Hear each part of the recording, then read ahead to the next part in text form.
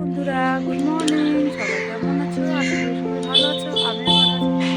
আজকে আমি তোমাদের কাছে নিয়ে যাবো নতুন একটি ব্লগটিকে স্কিপ করো না, দেখতে থাকো। এখন আমি চলে যাচ্ছি বাজারে, দেখতে থাকো। আমি এখন চলে এসেছি মাছের বাজারে। দেখতেই পাচ্ছ বাজারটা কত ভিড়। এখন আমি অল্প একটু মাছ নিয়ে চলে যাবো মুরগির দোকানে। চলে এসেছি মুরগি মাংস নিতে। মাংস কাটা হয়ে গেছে, আমি বাড়িতে চলে আসলাম। তোমরা দেখতেই পাচ্ছ এখন মাছ আর মাংসটিকে কেটে নিলাম। মাংসগুলো একদম কিমা করে নিয়েছি।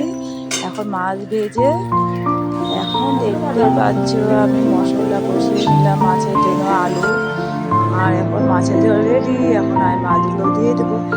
এখন আমি মাংসের জন্য মশলা বেটে নেবো। মাংসের কিমার জন্য ছোট ছোট আলু দিয়ে নিচ্ছি সেদ্ধ করে, কিমাতে তাহলে ভালো লাগবে।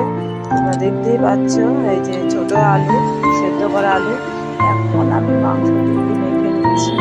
তোমরা দেখতে পাচ্ছ মাংস মেখে নিচ্ছি।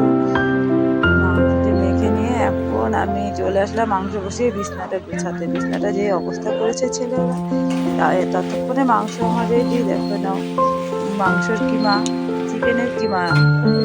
এখন আমি মাংসটি নামিয়ে নেবো। দেখো আমার রান্না শেষ। আজকে দুপুরের রান্না। দুপুরের রান্নাতে কি কি রান্না করেছি দেখে নাও। পটল ভাজা, করলা ভাজা, আর এটা হলো ভেন্ডি ভাজা, আর এটা আছে চিকেন কষা আর বাটা কষা ঝোল, আর এটা আছে ভাত।